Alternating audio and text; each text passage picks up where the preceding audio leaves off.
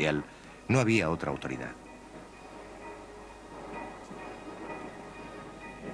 Las proporciones y la solidez de la arquitectura moscovita hablaban de una sociedad que confiaba plenamente en su propio destino. En este ambiente surgió una importante élite intelectual, y la música y la literatura rusas alcanzaron cotas altísimas. Fueron los propios escritores rusos, hombres como Gogol, Dostoyevsky, Tolstoy y Chekhov, los primeros en ver las sombras que se cernían cada vez más sobre una sociedad irremisiblemente condenada. Para los millones de súbditos del zar, analfabetos, pobres y oprimidos, la Iglesia era la única fuente de esperanza y consuelo.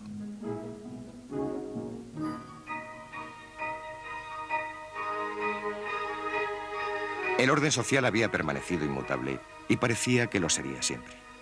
Estaba fijado por el protocolo, sancionado por la ley y plasmado rígidamente en una forma de vida que la mayoría de Europa había abandonado hacía mucho tiempo.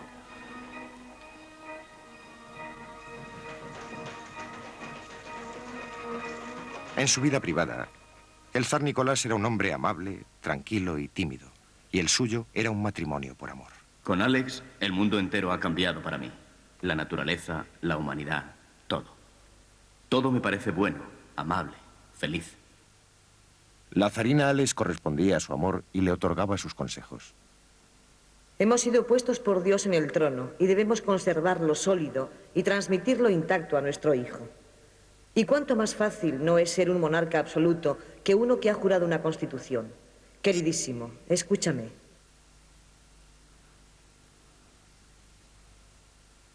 William G. Hardy, el novelista inglés, tuvo oportunidad de ver al zar.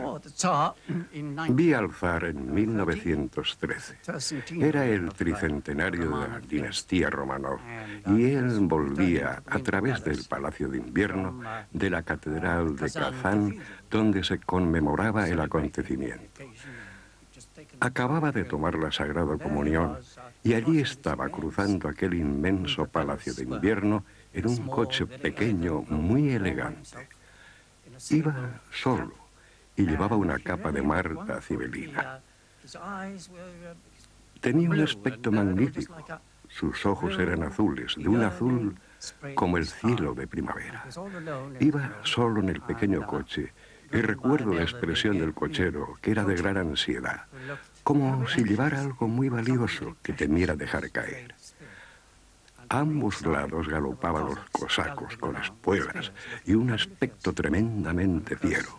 Y naturalmente, todos los que estaban en la plaza se quitaban el sombrero. En el censo ruso, el zar figuraba con la profesión de terrateniente. Poseía como propiedad personal más de 6.000 millones de acres, más de la mitad de toda la tierra de Rusia. Él y otros 130.000 propietarios eran los dueños del 95% del país. Un imperio que se extendía casi 7.000 millas de Alemania al Japón y del Ártico al Mar Negro. Para la mayoría de ellos era inconcebible un cambio. Pero había excepciones. El conde León Tolstoy, por ejemplo, propietario además de novelista, era muy querido por sus campesinos. Cuando murió, le lloraron como a un padre y en su entierro llevaban pancartas que rezaban: en memoria de tu bondad. Antes de morir, trabajadores, me gustaría explicaros lo que he estado pensando sobre la situación de opresión en que os halláis. Os veis obligados a pasar vuestra vida en la necesidad y el trabajo fatigoso, mientras otros que no trabajan en absoluto se benefician de lo que vosotros producís. Sois esclavos de estos hombres, y esto no debería ser así.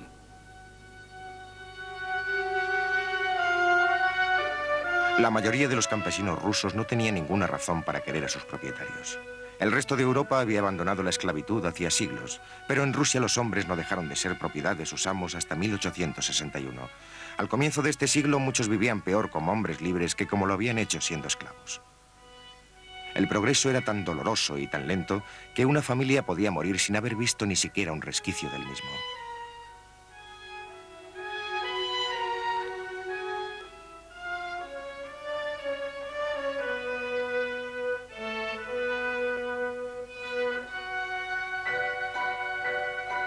La vida era una sucesión de estaciones entre el nacimiento y la muerte.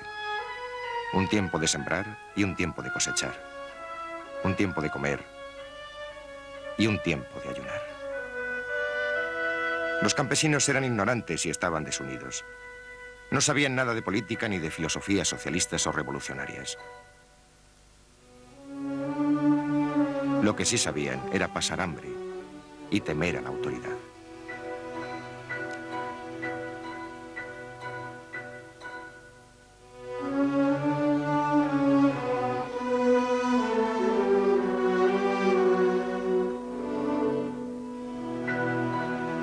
La abolición de la servidumbre introdujo un cambio en la vida de los campesinos. Ahora podían dejar la tierra, y millones lo hicieron.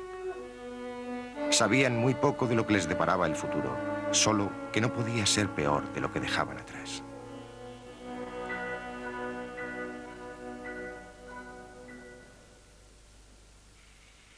Acudieron a las ciudades, Kiev, Moscú y especialmente San Petersburgo, la ciudad industrial que más rápidamente crecía de toda Europa, la hermosa capital del norte, donde la prosperidad seguía trotando tranquilamente por los puentes sobre el Neva.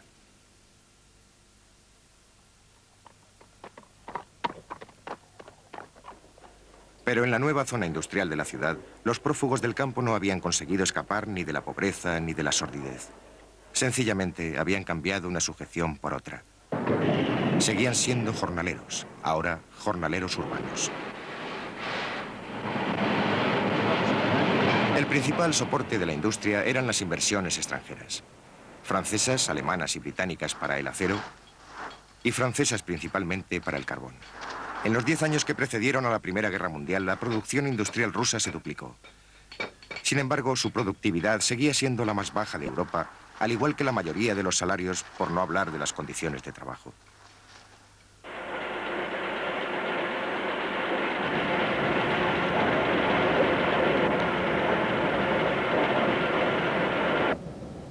La del petróleo era la única industria en la que Rusia estaba tradicionalmente en cabeza. Y sin embargo era precisamente aquí donde las condiciones de trabajo eran con frecuencia más primitivas que en ningún otro sitio. La vida había cambiado, pero no mejorado. Fue en estas grandes industrias donde los hombres pudieron reunirse por primera vez para hablar de sus problemas y plantear acciones políticas. Una nueva palabra se introdujo en su vocabulario habitual, la palabra revolución.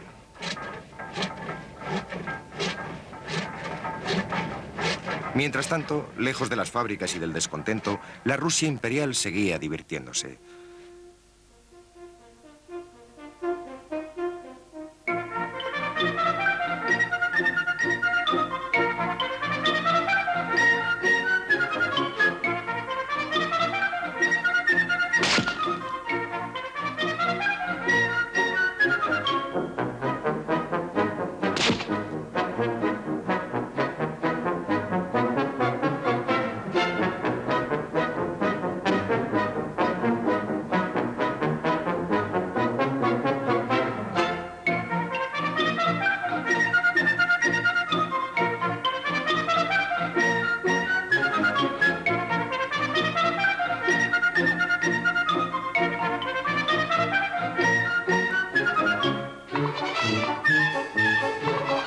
El zar y la zarina eran felices cuando se reunía toda la familia. Al ser el propio zar muy aficionado a la fotografía, muchos de sus momentos de asueto fueron registrados por las cámaras cinematográficas del momento.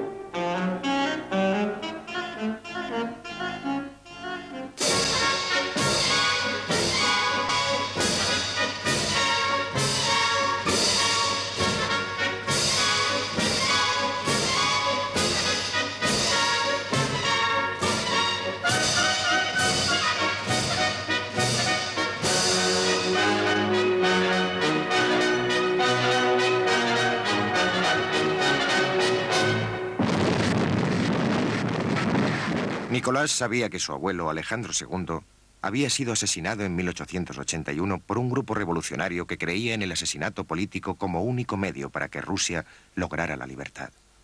Se produjeron los asesinatos, pero el despotismo continuó. 6 años después hubo un atentado contra la vida del padre del zar Nicolás, Alejandro III. Los cabecillas fueron capturados y ejecutados. Uno de ellos era un estudiante, Alexander Ulyanov. Su hermano menor, al saberlo, juró vengarse. Bajo el reinado de Nicolás II proseguían los brotes de violencia pese a los destierros y las ejecuciones. Las grandes casas de los ricos eran un objetivo frecuente.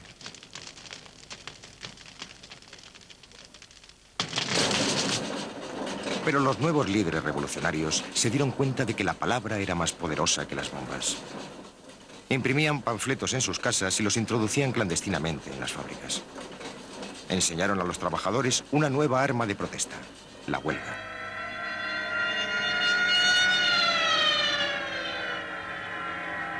Se extendió la revuelta, cesó la producción y desaparecieron los beneficios.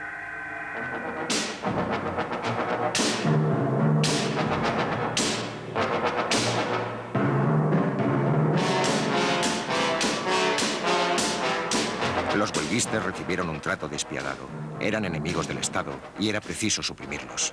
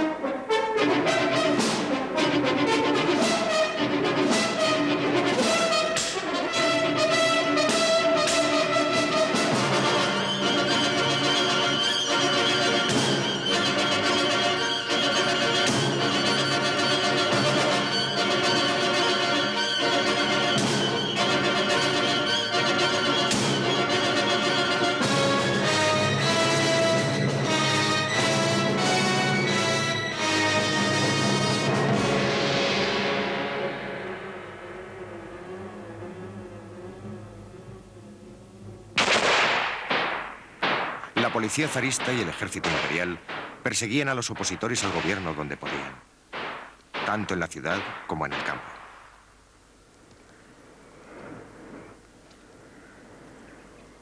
Muchos fueron encarcelados, otros muchos fueron desterrados a Siberia.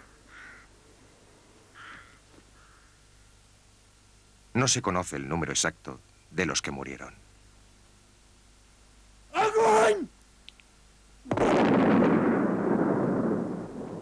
Los archivos de la policía secreta rebosaban de nombres de conocidos agitadores. Uno de ellos era el joven que había jurado vengar la muerte de su hermano. Se llamaba Vladimir Ilich Ulyanov. Lenin. Vladimir Ulyanov, universalmente conocido como Lenin, procedía de Simbiosk, una pequeña ciudad de provincias a orillas del Volga. Nació en esta hermosa casa de maderas amarillas en 1870. La diligencia de su padre se vio recompensada con el cargo de director regional de educación. Su madre era una mujer inteligente y seria que, como el padre, había sido educada en la tradición burguesa de vida sencilla y pensamientos elevados. A los 4 años, Lenin posó junto a su hermana Olga. A los 9, ocupó su lugar en un retrato de la familia completa. Sus notas demuestran su aplicación, 5 sobre 5 en todas las asignaturas. Su hermano preferido, Alexander, fue detenido en 1887 por su participación en un complot para asesinar al zar y en la prisión fortaleza de Susselberg oyó su sentencia de muerte. Lenin, que contaba 17 años, quedó marcado para siempre. La familia se trasladó al norte, a Kazán, y fue aquí donde el muchacho leyó por primera vez las obras de Karl Marx. En esta cocina, el joven Lenin encontró la base científica para el socialismo que sería el motor que le impulsaría durante el resto de su vida. Un año después, la familia volvió a mudarse, esta vez hacia el sur, a Samara. Aquí Lenin comenzó a convertir en secreto a sus amigos al marxismo. Fue mientras estaba en Samara cuando la provincia sufrió una de las epidemias periódicas de hambre que azotaban el país como una peste. Los liberales más prominentes trabajaron afanosamente para aliviar la necesidad de los campesinos, pero Lenin se negó a unirse a ellos y mostró por primera vez la lógica implacable de un político práctico. Esta epidemia de hambre es la consecuencia directa de la forma en que está organizada nuestra sociedad. Y mientras esta no cambie, seguiremos teniendo epidemias de hambre. Pero estas hacen que los campesinos reflexionen sobre la realidad de nuestra sociedad capitalista, lo que les lleva a culpar al orden social de sus condiciones de vida y se destruye su fe en el zar y en el zarismo.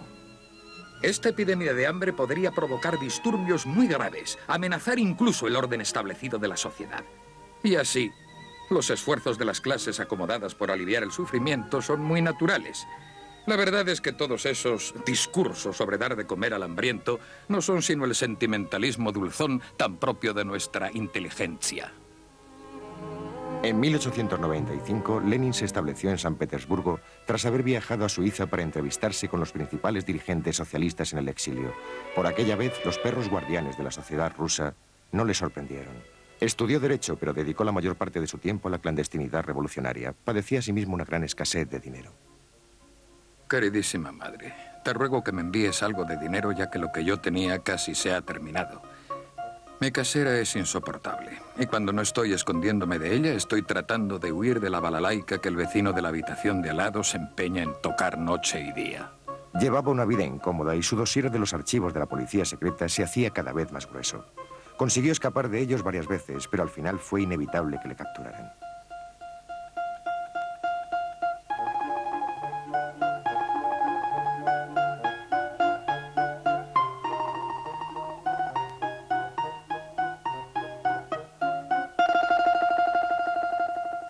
Lenin fue detenido en las Navidades de 1895 y pasó 14 meses en la cárcel sin haber sido juzgado.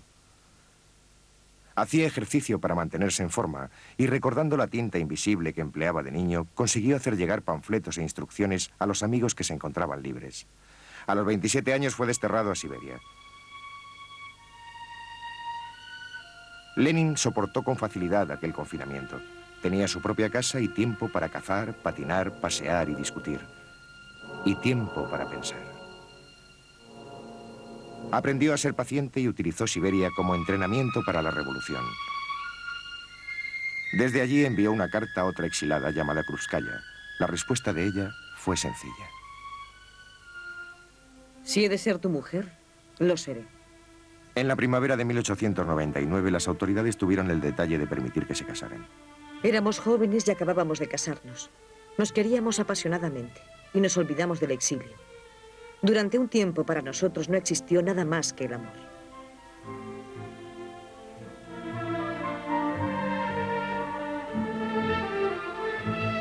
Pasada la luna de miel, emprendieron sin tardanza una traducción de la historia de los sindicatos. Desde su exilio de Siberia, Lenin había proyectado un nuevo periódico revolucionario, Iskra, La Chispa. Fue entonces cuando Ulyanov empezó a firmar como Lenin. Iskra tenía que ser introducida en Rusia clandestinamente y el primer número se publicó en Alemania en 1900. Pero los impresores estaban nerviosos y hubo que trasladar la sede a Inglaterra. Había niebla cuando Lenin y Krupskaya, liberados del exilio, llegaron a Londres por primera vez. Alquilaron 2 habitaciones en Kingsbury y a la casera no le hacía ninguna gracia que Krupskaya no llevara alianza. Entre las personas que conocieron a Lenin en aquella época se encontraba una muchacha de 17 años, ahora la señora Zelda Coates. Conocí a Lenin en casa de mi hermana. Y la primera impresión que recuerdo es la de un hombre bastante bajo, enérgico y de ojos muy expresivos, casi calvo por lo que recuerdo, y con el pelo, bueno, casi pelirrojo. Mi hermana tenía varios hijos Y otra cosa que me impresionó fue lo bien que se llevaba con los niños. No solo les hacía carantoñas y esas cosas que se les hacen a los niños, sino que entraba en el espíritu de sus juegos.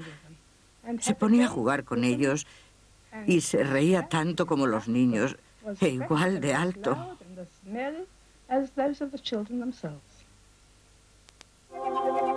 Se ofrecía para dar clases de idiomas. Necesitaba el dinero para mantener saneada Iskra. El periódico se hacía en una imprenta pequeña de Krakow Gris a la sombra de la parroquia. Allí trabajaban a menudo hasta bien entrada la noche corrigiendo pruebas Lenin, Krúpskaya y un puñado de revolucionarios rusos. Una organización revolucionaria ha de estar compuesta básicamente por personas cuya ocupación principal sea la revolución. La organización no tiene por qué ser amplia, pero debe ser lo más secreta posible. A Lenin le gustaba observar Londres desde lo alto de un autobús, siguiendo los pasos de sus predecesores revolucionarios Karl Marx y Friedrich Engels. Krúpskaya advirtió ese interés de su marido. Le gustaba el bullicio de esta gran ciudad comercial, y juntos vivimos muchas tranquilas plazas londinenses, las casas con entrada propia y ventanas resplandecientes. Pero siempre estaban a la vuelta de la esquina, las calles estrechas donde vivían los trabajadores, con filas de ropa tendida y niños pálidos que jugaban en el arroyo. A estos sitios íbamos a pie, y viendo el enorme contraste entre la vida acomodada y la pobreza, Illich murmuraba: Dos naciones. Dos naciones. En 1903 los socialistas rusos se reunieron en un sórdido salón de actos londinense. El partido estaba dividido en dos partes muy igualadas. Los oponentes de Lenin querían aceptar como miembro del partido a cualquiera que estuviera dispuesto a apoyarles. Cuanto más extendido esté el título de miembro del partido, mejor. Solo nos serviría de satisfacción el que cada huelguista, cada trabajador, pudiera llamarse miembro del partido.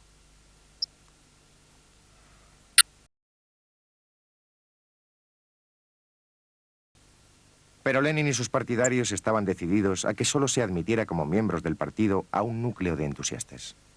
Es preferible que 10 auténticos trabajadores no puedan decir que son miembros del partido a que un charlatán tenga el derecho y la oportunidad de serlo. El grupo de Lenin ganó por 2 votos. Se convirtieron en los bolcheviques, la mayoría, y los perdedores fueron los mencheviques, la minoría. Hubo una violenta discusión referente a las tácticas que debían emplearse en Rusia en aquel momento.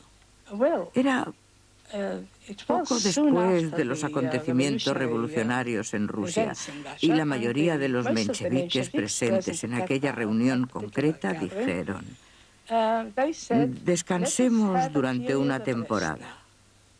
Los trabajadores están cansados. No debemos presionarles demasiado.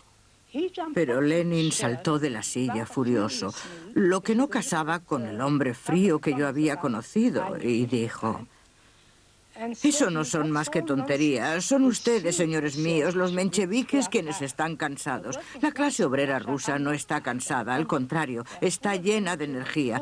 Rebosa ganas de luchar por su libertad y el derrocamiento del zarismo.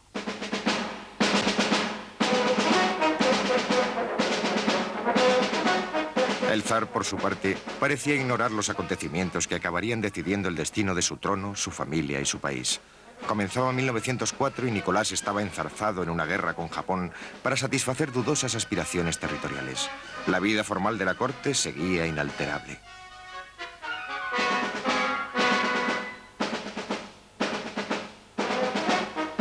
Muy lejos de este elaborado ceremonial, los ejércitos rusos sufrían una derrota tras otra para acabar rindiéndose ante los japoneses y volviendo a casa derrotados. Lenin comentó el desastre con sequedad. No es el pueblo ruso, sino la autocracia, quien ha de avergonzarse de la derrota.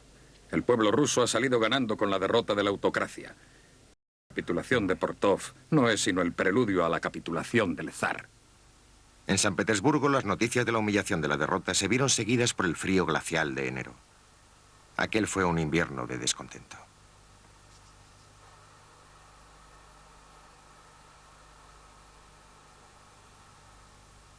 El domingo 9 de enero, 200.000 personas fueron hasta el Palacio de Invierno para presentar una petición al zar. Todos estaban desarmados. Llevaban iconos y muchos de ellos cantaban «Dios salve al zar». Sus peticiones de mejores condiciones de vida eran modestas, pero Nicolás decidió no aceptarlas. ¡Agón!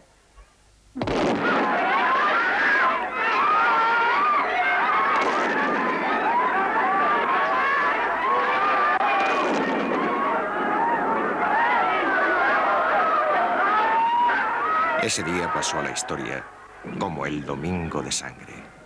Murieron más de 1000 manifestantes y más de 5000 resultaron heridos, principalmente mujeres y niños. Pero el zar encontró tiempo para escribir su diario como de costumbre. Hoy ha sido un día difícil. Se han producido serios disturbios en San Petersburgo porque los trabajadores pretendían llegar al Palacio de Invierno. Las tropas se vieron obligadas a disparar sobre ellos y muchos murieron o resultaron heridos. Dios mío, cómo me conmovió y qué duro fue presenciar aquello. Mi madre ha venido a comer. Después llevé a Mijaíl a dar un paseo. Lenin se encontraba en Ginebra cuando las primeras noticias de aquel domingo sangriento llegaron al resto de Europa. Iba hacia la biblioteca acompañado por Krúpskaya cuando se enteró. Inmediatamente cambiaron de rumbo y se dirigieron a un pequeño café de emigrados donde encontraron a sus amigos bolcheviques muy excitados leyendo las últimas ediciones de los periódicos suizos. Lenin vio que sus sueños revolucionarios estaban al alcance de la mano. Ha de haber un levantamiento armado inmediato. Decir que no podemos ganar es hablar como cobardes. En la calma de esta biblioteca ginebrina se aplicó al estudio de las implacables técnicas de la guerra civil.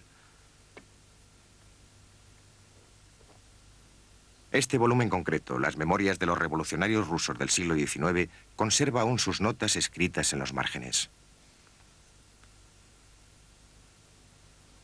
En octubre de 1905 se reunieron por primera vez en San Petersburgo representantes de los trabajadores de la ciudad. Se autodenominaron Consejo, que en ruso se dice Soviet, y una de sus primeras decisiones fue convocar una huelga general.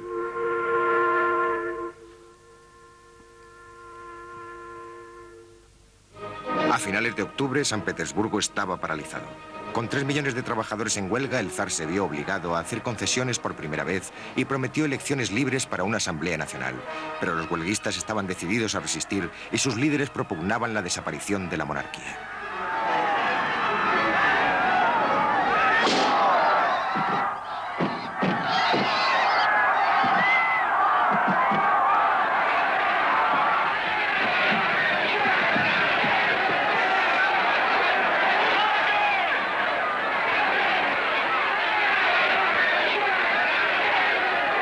En Moscú, una brigada de combatientes bolcheviques, apoyada por miles de huelguistas, levantó barricadas en las calles.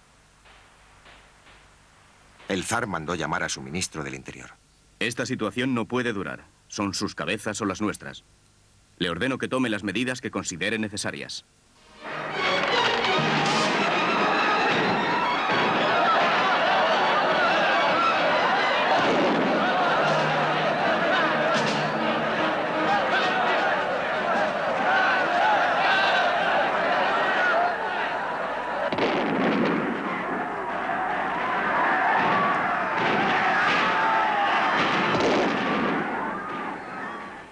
El año de 1905, que había empezado con un domingo de sangre, terminó con otra masacre. El poder del zar parecía inatacable de nuevo y los líderes del Soviet fueron desterrados. Su último presidente, un socialista, aunque todavía no un seguidor de los bolcheviques, se llamaba León Trotsky. 3 meses después, la Asamblea Nacional Prometida se reunía por primera vez. Lenin la atacó desde el exilio. La Asamblea Nacional es un instrumento inadecuado para lograr la victoria de la revolución. El gobierno ruso sigue siendo un despotismo militar con la cara lavada por formas parlamentarias. Por su parte, el zar convocaba y disolvía la asamblea a su capricho. Por fin se acabó. Hoy he disuelto la Asamblea Nacional. Ha hecho un tiempo espléndido. Después de cenar he leído un libro y he dado un paseo en barco. Era una época de represión, y en los archivos de la policía figuraban los nombres de muchos que después tomaron parte en la Revolución de Octubre de 1917. Piet Chomsky,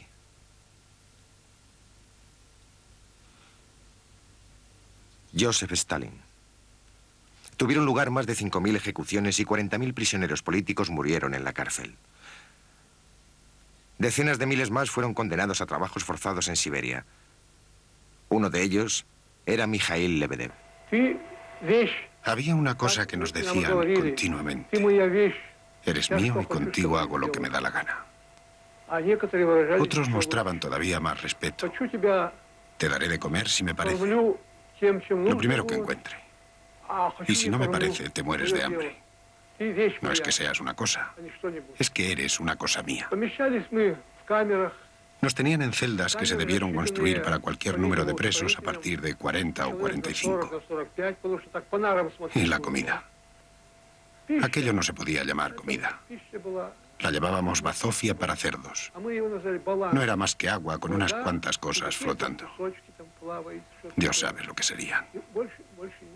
Y esa era toda la comida. Bueno, ¿y qué? Después de todo, la cárcel es la cárcel. Y reprime por completo cualquier sentimiento humano. La vida de la buena sociedad de San Petersburgo seguía como de costumbre. Y las hijas de las familias acomodadas se dedicaban a hacer obras de caridad, porque los rusos son gentes muy generosas. Otras hijas aprendían las delicadas exigencias de la vida ociosa. Esta famosa academia se conocía con el nombre de Instituto Smolny. Desde este mismo edificio, Lenin anunció la victoria bolchevique en 1917.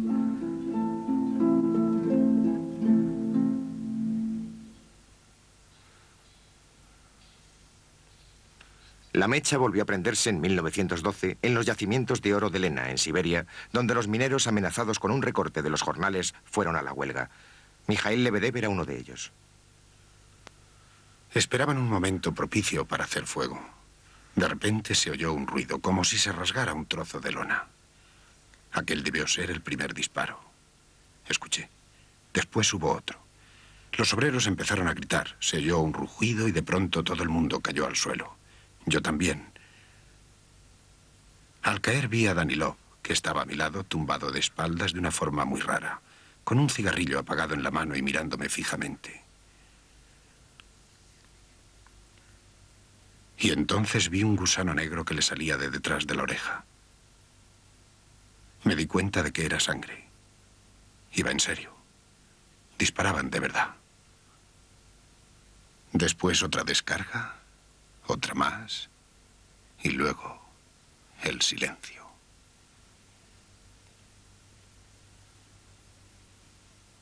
Tras los incidentes de Lena, Lenin fue a Polonia porque quería estar próximo a lo que ocurría en su patria. Todos los días, después de una cena de sopa y albóndigas, daba los últimos retoques a su artículo para Pravda y lo llevaba al correo. Krúpskaya describe su vida allí.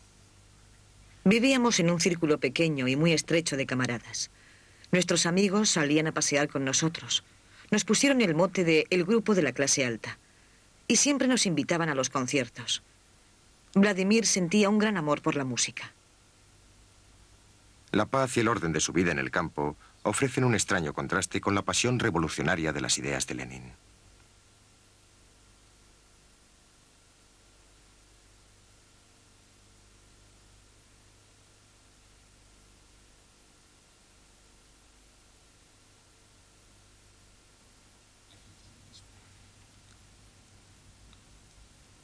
A 400 millas de allí, en la ciudad de Sarajevo, en los Balcanes, se celebraba algo. Era el 28 de junio de 1914 y el archiduque de Austria, Francisco Fernando, se encontraba en visita de Estado. Entre la multitud que le esperaba había un joven con una pistola.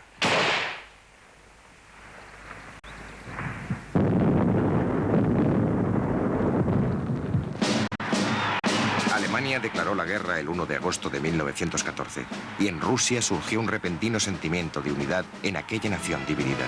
El efectuó su esperada aparición en el balcón, jurando no firmar la paz mientras quedara un solo soldado extranjero sobre el suelo de la madre Rusia. El pueblo le vitoreaba, se arrodilló para recibir su bendición y algunos le llamaban el gran padre de su pueblo. La fiebre de patriotismo que agitaba al resto de los países europeos se apoderó también de Rusia.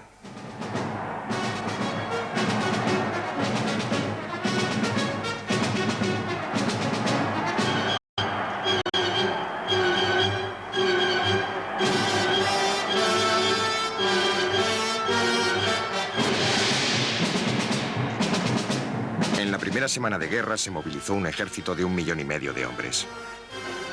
Voluntarios que se dirigían hacia la masacre humana más grande que se ha conocido.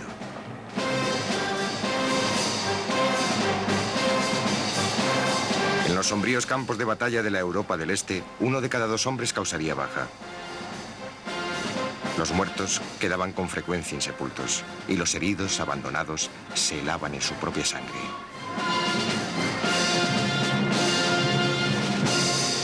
Con la guerra, Lenin fue expulsado de Polonia y se trasladó a Wien, en Suiza. Convocó allí a todos los bolcheviques disponibles. Se reunieron en un bosque de las afueras de la ciudad y Lenin esbozó sus opiniones sobre la guerra. La derrota de la monarquía zarista es un mal menor que la derrota de la Alemania del Kaiser. Cuanto mayores sean las pérdidas en la guerra, antes se darán cuenta todos de que se ha traicionado al pueblo. Nuestra misión está clara. Propaganda total, tanto en las Fuerzas Armadas como entre la población civil, instándoles a dejar de apuntar con sus armas a los soldados del así llamado enemigo, que son en realidad sus hermanos. Debemos organizar grupos clandestinos en los ejércitos de todos los países. Esta guerra no es más que una guerra imperialista. Debemos convertirla en una guerra civil ahora.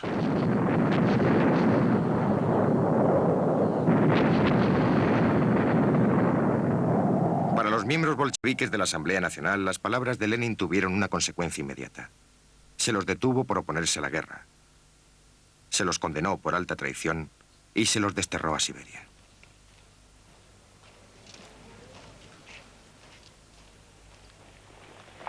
Todos pensaban que los grandes ejércitos rusos marcharían por Europa como una apisonadora, pero estaban mal equipados y dirigidos de forma incompetente. Hindenburg, el comandante alemán, les infligió una derrota clásica en Tannenberg durante el primer mes de guerra.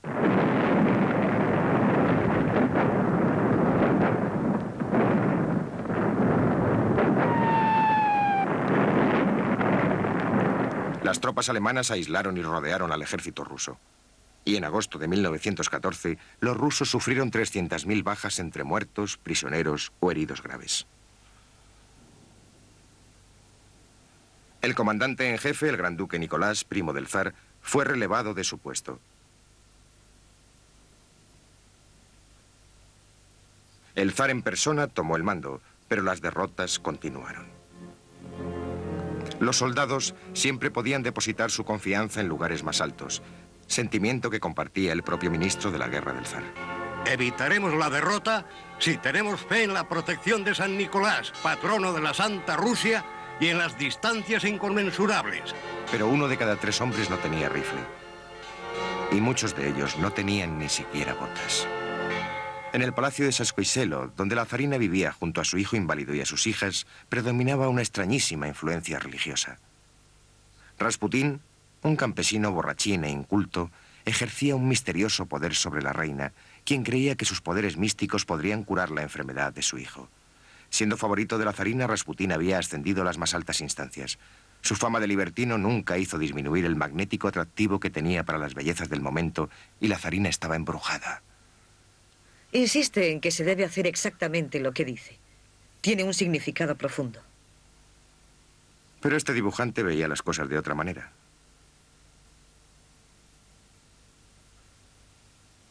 Bajo la influencia de Rasputín, la zarina escribía largas y sentenciosas cartas al marido que estaba en el frente. Mi querido Nicky, me sangra el corazón cuando pienso que has de soportar tantos reveses sin tenerme a tu lado. Llevas una carga tan pesada sobre tus pobres hombros. Ningún espíritu de equipo, ninguna confianza en los oficiales. Pero espero que visites a los soldados siempre que puedas y me imagino su alegría al verte. Mi consuelo es cuidar a los heridos, el aliviar sus sufrimientos, aunque sea en pequeña medida, ayuda a mi corazón a sobrellevar su dolor. La zarina organizó su propio hospital militar junto a San Petersburgo. Era más limpio y más tranquilo que la mayoría de ellos. Había crecido el número de moribundos y heridos procedentes del frente a medida que las fuerzas de Hindenburg hacían retroceder cada vez más al ejército ruso. Y los reveses de la guerra acrecentaron la hostilidad popular contra su amigo Rasputín.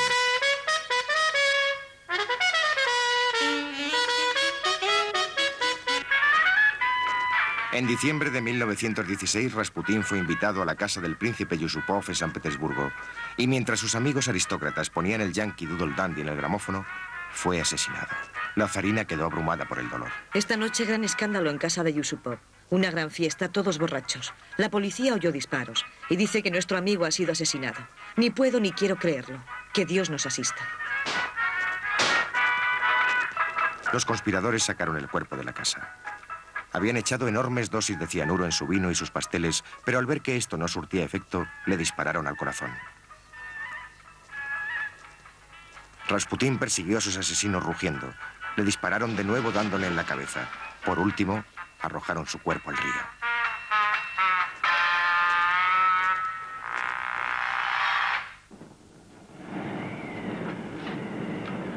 El invierno ruso de 1916 fue uno de los más fríos de este siglo.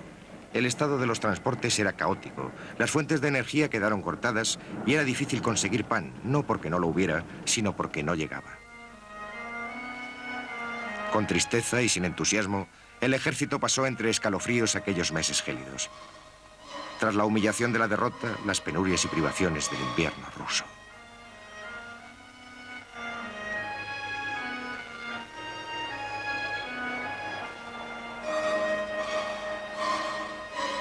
El ejército, deshecho, solo podía aguantar en espera de la primavera y librarse de sus muertos.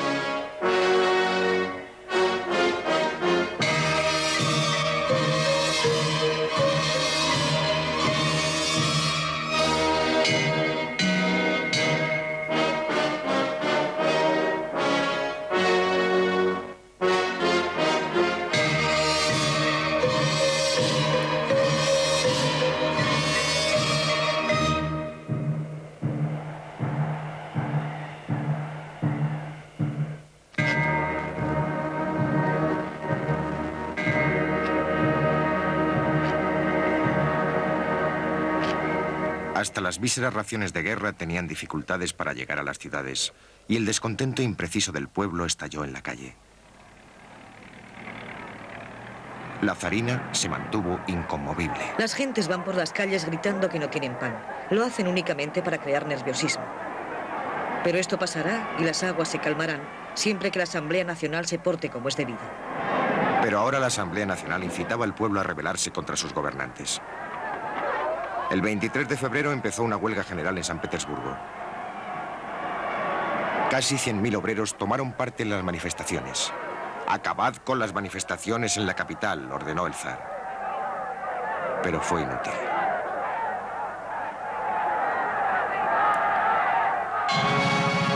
Cuatro días más tarde, la guarnición de la ciudad se unió a los huelguistas. La mayoría de los amotinados eran soldados regulares. Aquello fue decisivo. Sin fuerzas militares no había forma de restablecer el orden, y el destino de San Petersburgo, de Rusia y del zar estaba ahora en manos del pueblo.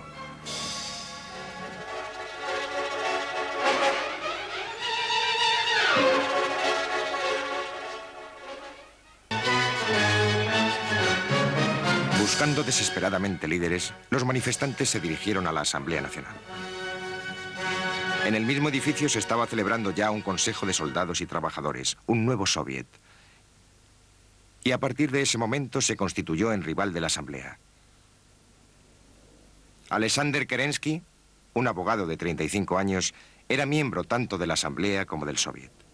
Era un gran orador y su valeroso llamamiento al derrocamiento del zar lo convirtió en un héroe popular.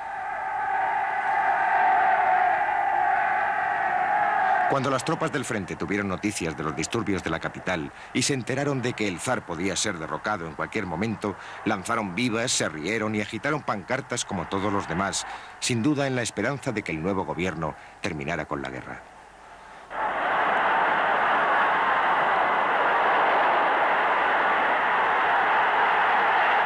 El 2 de marzo de 1917 cayó el último de los Romanov. Sin grandes alaracas, Sin ofrecer siquiera una breve resistencia, Nicolás firmó el documento de abdicación. Fueron inflexibles y él tuvo que abdicar. Los miembros de la Duma subieron al tren en una vía muerta y exigieron su abdicación. Y él accedió. No podía hacer otra cosa. Y lo más trágico era que en el documento de la abdicación figuraban todos los títulos maravillosos que tenía. Empezaba con Nos Nicolai II Alexandrovich, emperador soberano y absoluto de todas las Rusias, zar de Polonia, gran príncipe de Finlandia y Lituania, y zar de Siberia, zar de Kov, y así sucesivamente, etcétera, etcétera. Señor Yospodi de otras muchas tierras a todos nuestros leales súbditos, cuando en realidad le quedaban muy pocos súbditos leales. Y cuando salió del cuartel general para dirigirse a la capital, todos sus cortesanos le iban abandonando subrepticiamente. Se iban bajando en las estaciones intermedias. Y llegó solo. Y se arrojó llorando en brazos de su esposa, porque sentía que había sufrido una tremenda humillación. Naturalmente, nadie quería al zar en aquel momento. Pero le dijo a su mujer, si Rusia entera se pusiera ahora de rodillas para pedirme que volviera, no lo haría. La zarina adoptó otro punto de vista. Comprendo lo que has hecho, héroe mío. Y juro por mi vida que volveremos a verte en el trono. Por obra de tu pueblo y de tu ejército, serás coronado de nuevo por el mismo Dios sobre esta tierra, en tu patria. El día de la abdicación, Alexander Kerensky fue fotografiado en los jardines del Palacio Real. Líder de un grupo de idealistas de clase media, contaba con el aplauso de las masas.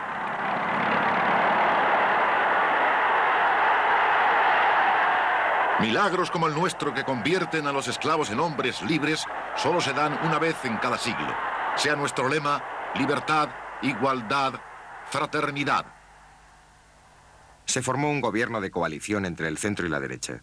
Su primer ministro era el conservador Príncipe Lvov y Kerensky era el ministro de Justicia. La multitud invadió y saqueó los antiguos centros oficiales zaristas, destruyó la Dirección General de Policía y tomó las cárceles al asalto. Más valor práctico tuvo la liberación de más de 1000 prisioneros políticos.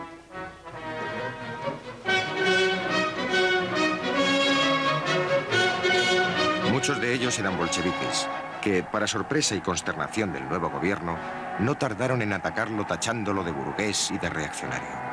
Uno de los que regresaron a casa del exilio de Siberia era un joven llamado Molotov. Otro era Stalin, el hombre de acero.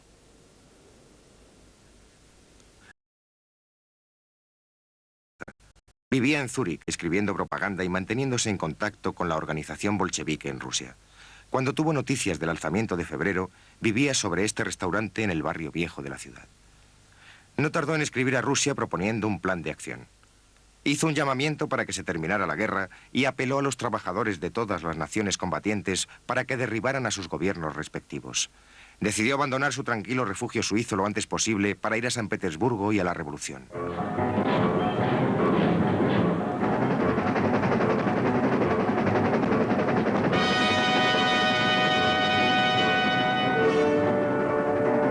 Cuando emprendió el viaje de vuelta, llevaba 10 años fuera de su patria. E iba acompañado por otros revolucionarios que, como él, habían estado esperando este momento durante todo el tiempo que duró su exilio. Cruzaron Alemania en un tren privado. El Kaiser les había garantizado su seguridad. El gobierno alemán veía ventajas evidentes en ayudar a unas personas que se oponían tan violentamente a que Rusia continuara en la guerra. Desde Alemania, los exiliados cogieron un ferry que los llevó por el Báltico hasta Trelleborg, en Suecia, desde donde siguieron para Estocolmo. Tuvieron el tiempo justo para que Lenin se comprara un par de zapatos nuevos y para que alguien hiciera esta fotografía. Un grupo de revolucionarios corriendo para llegar a la revolución. Después siguieron hacia el norte, por Finlandia. Por fin, el 3 de abril de 1917 se acabó el largo exilio. 8 días después de haber abandonado Suiza y 6 semanas después del levantamiento de febrero, Lenin llegó a San Petersburgo. Se había congregado una gran muchedumbre en la estación para recibirle y muchos sin duda pensaban que los felicitaría por una revolución que según ellos creían había triunfado. Pero para Lenin la auténtica revolución aún estaba por hacer. Cuando el nuevo gobierno os habla con suavidad y os hace promesas, os está engañando. De él no conseguiréis más que guerra, hambre y terratenientes. Y lo que vosotros necesitáis es paz, pan y tierra. El día siguiente a su llegada, Lenin se dirigió al Soviet en el Palacio Tauride y volvió a sorprender a sus oyentes con un fuerte ataque contra el gobierno. La mayoría de nuestros socialdemócratas han traicionado el socialismo. Nosotros queremos construir el mundo de nuevo de la única forma posible, con la toma del poder por parte de la clase obrera y los campesinos que viven en la miseria, con la mayor revolución obrera de la historia de la humanidad. Es el momento de desprenderse de la camisa vieja, sucia, y de ponerse una nueva. 4 semanas después de la llegada de Lenin, León Trotsky regresó desde Nueva York. Durante los 12 años precedentes, él y sus partidarios se habían opuesto frontalmente a Lenin, pero ahora sus brillantes dotes de orador y organizador lo convertían en un aliado valioso de los bolcheviques. Mientras tanto, el nuevo gobierno parecía estar perdiendo pie. A finales de abril de 1917, 30.000 soldados y la mayoría de la población de San Petersburgo se manifestaron coreando eslogans que pedían el fin de la guerra. Y el 1 de mayo sirvió como excusa para continuar con las manifestaciones. El pueblo disfrutaba de una libertad de expresión recién adquirida y la empleaba para derrocar al gobierno que la había concedido. En los campos de batalla, los llamamientos bolcheviques a la paz encontraban oídos dispuestos.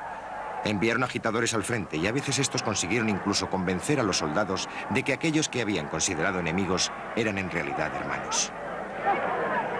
El gobierno, nervioso por los motines militares, nombró a Kerensky ministro de la guerra. Apelando a la confianza y disciplina de las tropas, este aseguró a los aliados que Rusia seguiría luchando.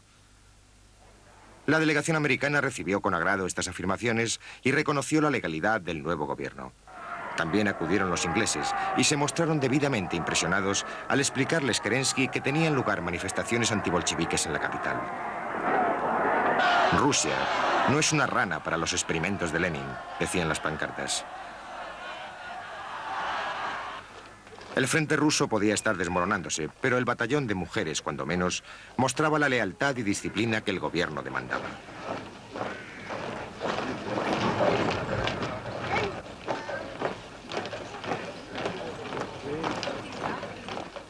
La suya fue una lealtad que se mantuvo firme hasta la noche de la victoria bolchevique en octubre.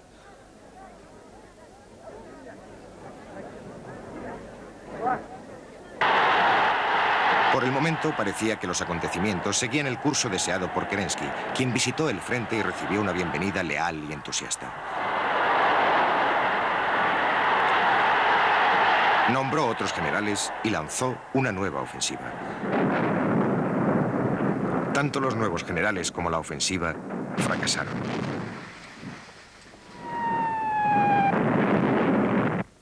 Después de cada derrota militar, aumentaba la popularidad de los bolcheviques. Después de todo, ellos seguían haciendo llamamientos a la paz. Dicen que en Rusia no hay ningún partido político preparado para asumir el poder en solitario. Yo digo que sí lo hay. Nuestro partido está preparado. Exigimos que se publiquen los beneficios secretos que los capitalistas están obteniendo con la guerra. Después los detendremos.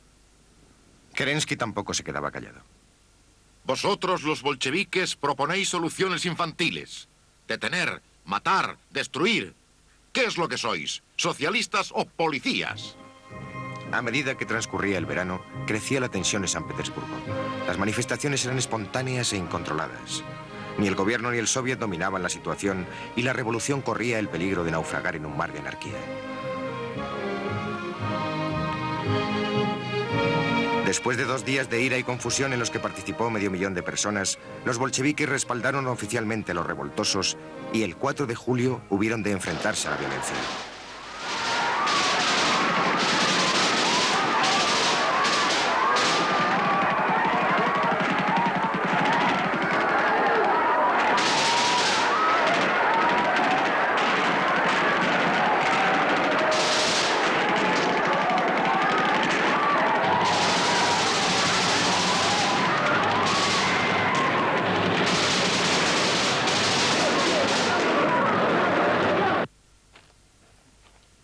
Alexander Kerensky se convirtió en primer ministro de Rusia el 7 de julio y no tardó en actuar según el espíritu simbolizado por las descargas. Saqueó el cuartel general de los bolcheviques, antigua casa de la bailarina.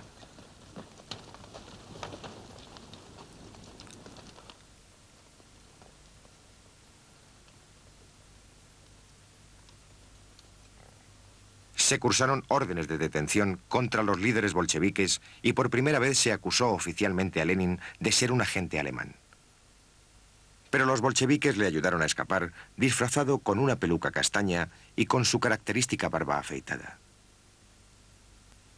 Sirviéndose de un pasaporte falso a nombre de Ivanos, huyó al norte. Se refugió en Radliff, a solo 20 millas de la agitación de la capital, y durante el somnoliento verano de 1917 permaneció escondido allí. Como la mayoría de los prófugos, dependía de sus amigos para que le proporcionasen todo lo que necesitaba. Necesito una cinta para el sombrero, polvos para limpiarme los dientes, un tazón y una brocha de afeitar.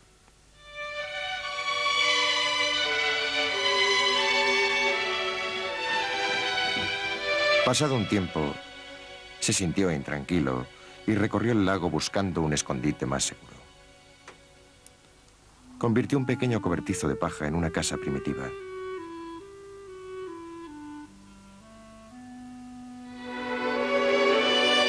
Y aquí, sirviéndose de un tocón como mesa de escribir, esperó a que se produjera la revolución. Desde abril el número de miembros del partido se ha duplicado. El ejército está desmoralizado y los campesinos se inclinan cada vez más por nosotros. El gobierno está dividido y es ineficaz. La revolución burguesa se convertirá en la revolución de la clase obrera. Sucederá. No hoy ni mañana, pero sí muy pronto. El 12 de agosto, en el Teatro Bolshoi de Moscú, el gobierno provisional hizo un desesperado intento por aunar las dispersas fuerzas del país y crear cierto sentimiento de unidad. Se convocó una reunión de todos los partidos para tratar de buscar la salida al dilema de Rusia. Acudieron más de 2000 delegados que llenaron las butacas y los palcos del teatro. Debían representar todos los grupos existentes en el triste caos de la sociedad y la política rusas, pero los bolcheviques no se encontraban allí. Boicotearon la reunión. Convocaron una huelga el día de la conferencia y acusaron a los delegados de no ser los auténticos representantes del pueblo. Al final de una larga sesión de divagaciones güeras, se adelantó un hombre fuerte, el general Kornilov, nuevo comandante en jefe, que se enfureció tanto con la confusión dominante que se tomó la justicia por su mano con una iniciativa militar. Ya es hora de acabar con estos espías alemanes, eliminar a sus cabecillas y dispersar a los soviets. Quiero desplazar una unidad a corta distancia de la capital. Así, cuando los bolcheviques se manifiesten, trataremos a esos traidores como se merecen. Aunque el gobierno lo había prohibido, los tanques de Kornilov avanzaron hacia la capital. Kerensky le relevó del mando y Kornilov, a su vez, exigió la dimisión del gobierno. Sus unidades se acercaban cada vez más a San Petersburgo. Pero Kornilov había cometido un grave error de cálculo. El soviet llamó a sus soldados y obreros para la defensa y estos formaron una milicia de 25.000 hombres que fue el embrión de la Guardia Roja de la Revolución de Octubre. Kornilov se encontró con la resistencia de un movimiento auténticamente popular a cuya cabeza estaban los bolcheviques.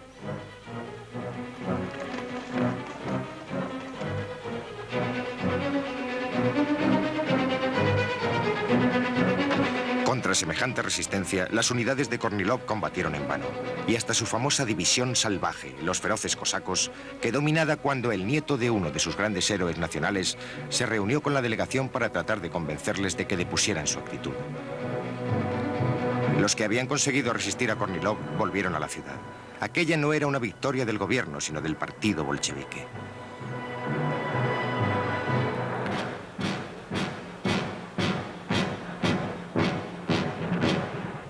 Trotsky, liberado de prisión a mediados de septiembre, fue elegido presidente del Soviet de San Petersburgo. Por primera vez los bolcheviques tenían la mayoría tanto en el Soviet de San Petersburgo como en el de Moscú. Sus esperanzas, tan escasas en julio, aumentaban con rapidez. El 10 de octubre se reunió en esta casa el Comité Central de los bolcheviques y aprobó por 10 votos contra 2 la propuesta de Lenin de una insurrección armada. El acta está escrita por su mano. La situación está clara. O la dictadura de los militares o la dictadura del proletariado. Las masas nos han otorgado su confianza y no piden palabras, sino hechos. En el Instituto Smolny, antigua academia de señoritas, los bolcheviques organizaron la insurrección. El periodista americano John Reed describió la escena. El instituto ha sido tomado por organizaciones revolucionarias de trabajadores y soldados. En el interior hay más de 100 salas, en cuyas puertas hay placas de esmalte que informan al transeúnte de que se trata de la clase de señoritas número X o la sala de profesores. Pero sobre ellas hay ya otros carteles, prueba de la vitalidad de un orden nuevo. Comité Central del Soviet o Unión de Soldados Socialistas. Los largos pasillos abovedados, iluminados por débiles luces eléctricas, resuenan al paso apresurado de obreros y soldados, y el ruido de sus botas produce un trueno profundo e incesante en el suelo de madera. Los descansillos rebosaban de panfletos y escritos políticos. El 23 de octubre los batallones bolcheviques salieron a tomar posiciones en la calle. El gobierno Kerensky, aun sabiendo lo que ocurría, hizo muy poco para detenerlos.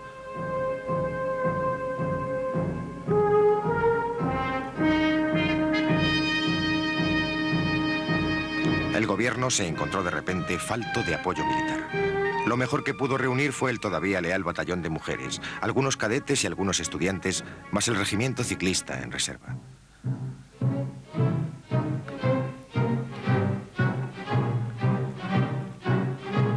En el Palacio de Invierno, los defensores levantaron barricadas contra el ataque que esperaban.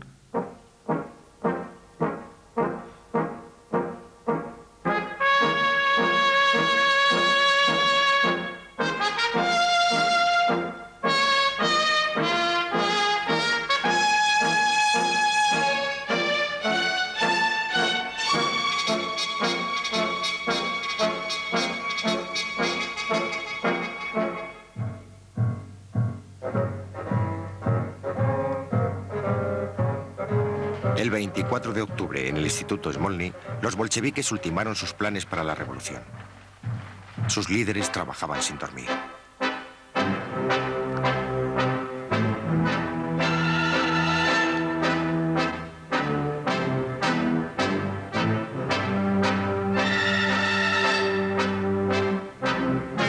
En la madrugada del 25 de octubre, las brigadas combatientes de los bolcheviques salieron del Instituto Smolny para apoderarse de los puntos cruciales de la ciudad.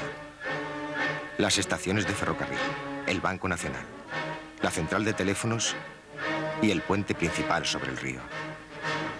Había empezado la revolución.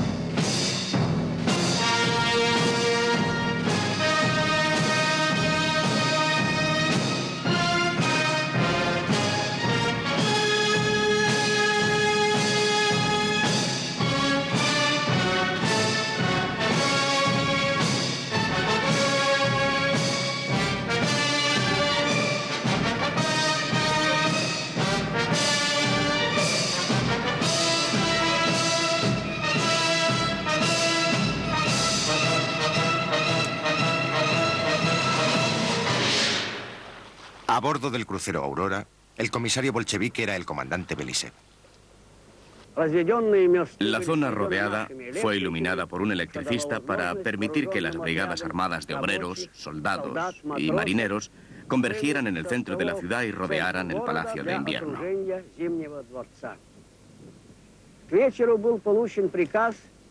Al anochecer, recibimos órdenes de hacer un disparo sobre el palacio.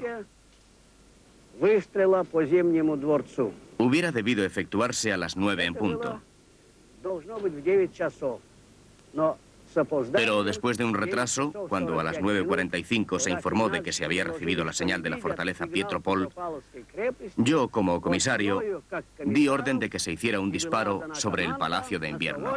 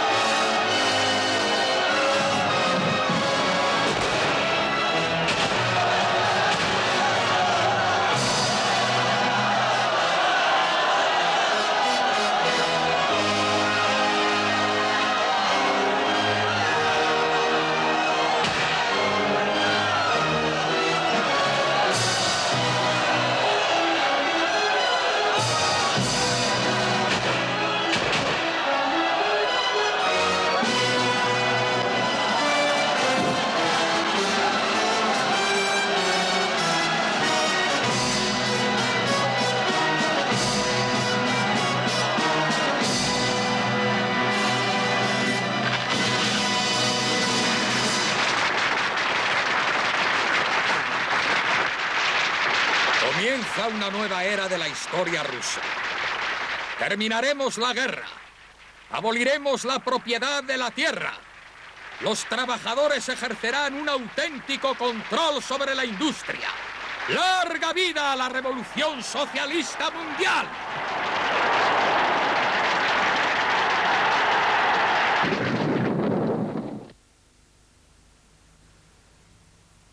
A la mañana siguiente, se concentró una muchedumbre ante el Palacio de Invierno. Una muchedumbre desconcertada. En 8 meses habían sido abolidos primero el zarismo y después la democracia liberal. Solo Kerensky había conseguido escapar antes de que cayera el palacio. El zar y su familia no tardaron en ser asesinados por los bolcheviques. La dictadura del proletariado, encabezada por Lenin, gobernaba el país. En solo 10 días, la revolución había transformado Rusia y conmovido al mundo.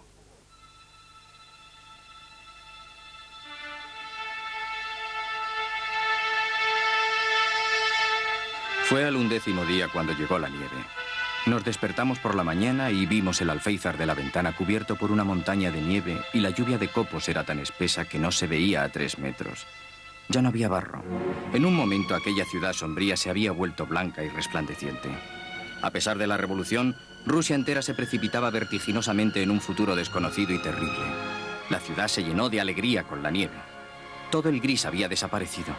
Solo se veían las agujas y las cúpulas, doradas y de colores, que brillaban con bárbara magnificencia entre la nieve blanca. Hasta salió el sol, un sol pálido y acuoso a mediodía. Desaparecieron los resfriados y los dolores reumáticos de los meses de lluvia. La vida de la ciudad se hizo más alegre y hasta la misma revolución procedió más aprisa.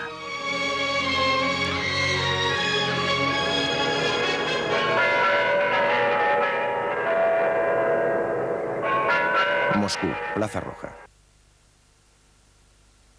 Donde antes los ricos paseaban en coche, hay ahora una larga cola que avanza hacia la tumba de Lenin.